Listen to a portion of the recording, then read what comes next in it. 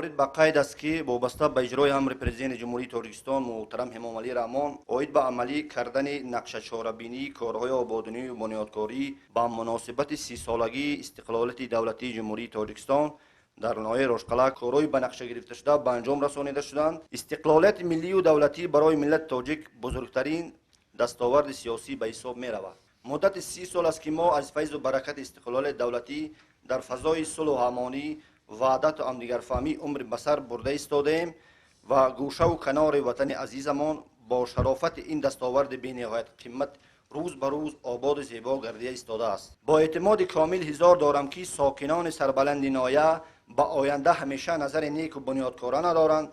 یکی از مسائل محوری و واقعیت داغ امروزه مانعگی گروه متشکل جنایتی شهر خارق و راشقله می باشند. بسیار افسوس می خورم که من همچون رئیس ناحیه نتوانستیم سر راه قضیه ما ناحیه به رو داده را بگیرم. باید قینمان که گروه جنایی ناحیه از خارج کشور دستور میگیرند و عمل میکنند. با این عملشان وضعیت را بازم مرکبتر نموده ایستادند. بعضی وقت ساکنان خارق و راشقله از خارج کشور اظهارات پوچ و بی‌معنی میدهند که این خاص بدخشانی ها نیست. با گذشت 10 سال تا حال از عملیات های جنایتکارانه خودشان دست نکشیدند. آنها نمیدانند و یا درک نمیکنند که با این دعوت های بی‌اساس و غرضناکشان وضع آرام و آهسته‌اش بدخشان و شهر خارق را مرکب میکنند.